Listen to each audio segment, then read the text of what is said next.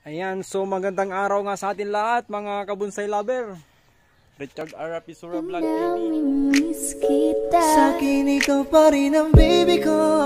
Baby ko kahit wala ka na sa piling ko. Piling ko pangakong ipagdarasal pa rin kita. Ayan, so magandang araw nga sa atin lahat mga ka-Ilocano, mga kabonsai lover dyan.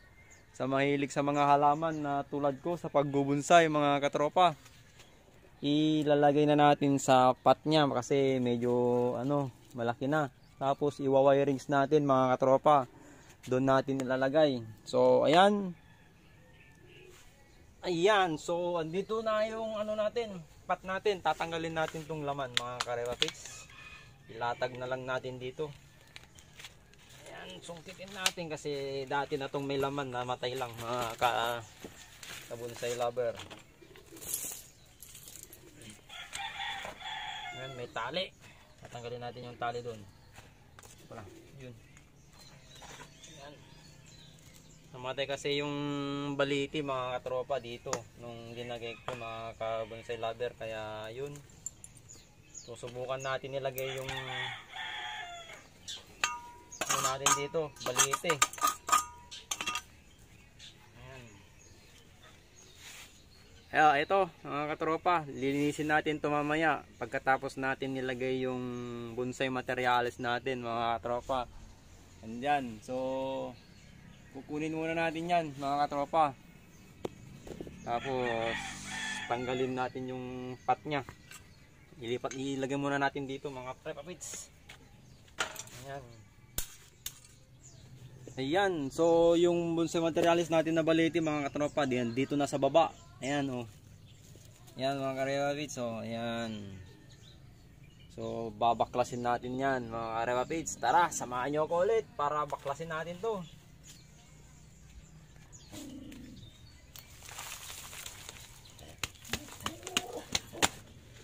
Uy, sira na.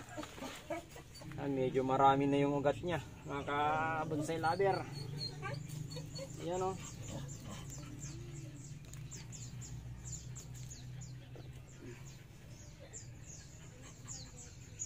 Ayan, so tanggal na natin mga karewapits. Bale, ang gagawin natin dito mga katropa ililipat natin sa pot at saka iwa-wirings natin, tanggalin yung mga sobra na branch niya mga katropa. Ayan, so samahan nyo ako ulit. Ayan mga katropa, na ilagay na natin sa pot niya. Ayan, so ilalagay natin sa may patungan. Ayan, ipatong na natin kasi mahirap kanina na ilagay ko. Ayan, so ayan o, kabila natin sa may patungan natin. Ayan, let's go. Ayan, so andito na mga katropa, nilagay na natin sa patungan natin at saka yung pot natin, yung bonsai materials na ilagay na natin. Kaso lang iaayos pa natin mga tropa, wala pa kasing buhangin dito mga rabbits. Ayan o, so lalagyan pa natin yan. Pagkatapos tatanggalin natin yung mga dumi. Ayan, yung dahon nya mga katropa tatanggalin ko. Ayan, so let's go. Ayan, so yung mga natanggal natin kanina na reversan niya mga katropa, yun din yung ilalagay natin dito. Ayan, so ayan, lagyan na natin, lalagyan ko na ng mga karapits para maiayos natin yung ugat niya. Ayan mga kabonsai lover, na kumpleto na natin tong buhangin niya. Didiligan na lang natin ito mamaya. So ngayon tatanggalin muna natin yung mga dahon niya para i-wirings naman ulit natin mga katropa. Ayan, let's go. Ayan mga karepapits, mga kabonsai lover, hawak na natin tong gunting para tanggalin natin itong mga dahon niya oh. Tapos mamaya natin itong diligan. Ayan, so gaya ng sabi ko noon mga katropa sa vlog natin na pina-wirings natin ito. Yan, winirings natin yan mga katropa. Wala na tayong hindi ako naglalagay ng new black background music kasi puro copyright. Ayan. Kaya baka ma-copyright na naman tayo mga tropa. So hanggang dito muna tayo sa mga Karepa Beats. Malapit na natin matapos na tanggalin itong mga dahon nya, itong red baliti natin mga katropa, bonsai materials natin. Ayan malapit na. Tingnan nyo, marami, may siya, yung mga dating wirings niya mga katropa. Ayan. Uumpisahan ko na tong pagwa-wirings natin. Ayan, so yung wirings natin. Tapos meron tayong tatanggalin dito na ibang branch mga Karepa Beats para magmukhang bonsai na siya mga katropa. Mini bonsai. Ayan, so samahan nyo ako ulit para i-wirings natin itong bonsai material mga tropas.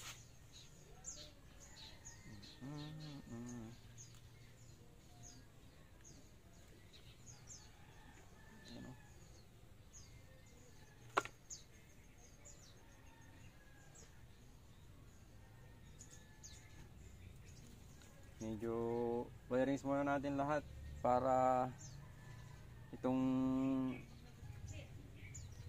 makita natin yung mga bonsai materials natin, yung mga fat niya mga tropa.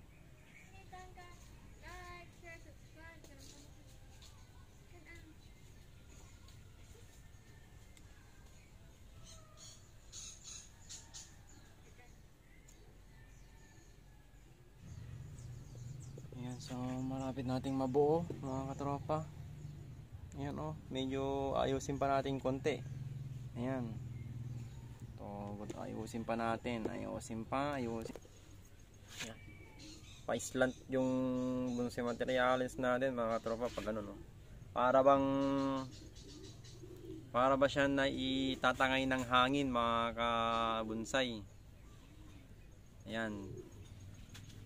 So ang gawin natin dito, puputulin na lang natin yung sobra na branch niya para maging paganon siya, pa-slant.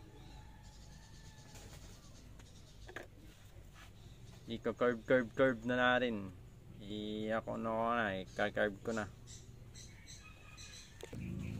Ayan, kung napapansin nyo mga tropa, may block na dito sa may likod natin para makita natin na may gitong bonsai materials natin mga katropa. Ayan. Mamaya medyo ididikit natin dyan mamaya mga katropa para makita natin yung maganda niyang ulma. At saka didiligan natin mamaya kasi medyo tapos na siya. Ikakat ko na lang mga katropa. So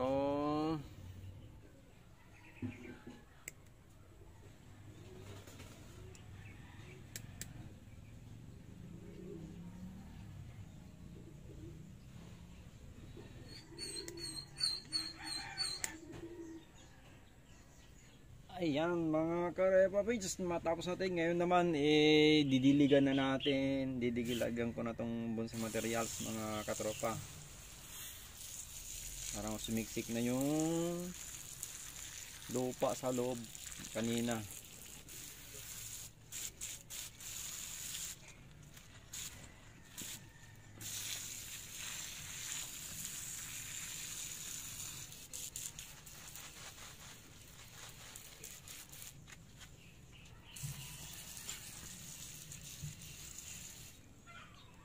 Mga kabonsai lover, yung parang linilipad sa hangin.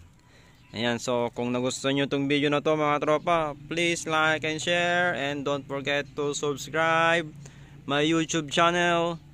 Ayan mga tropa, see you next vlog. Meron tayong ulit na wirings at ililipat na bonsai materials mga tropa. Abangan natin yan. So God bless sa atin lahat and peace out. God bless.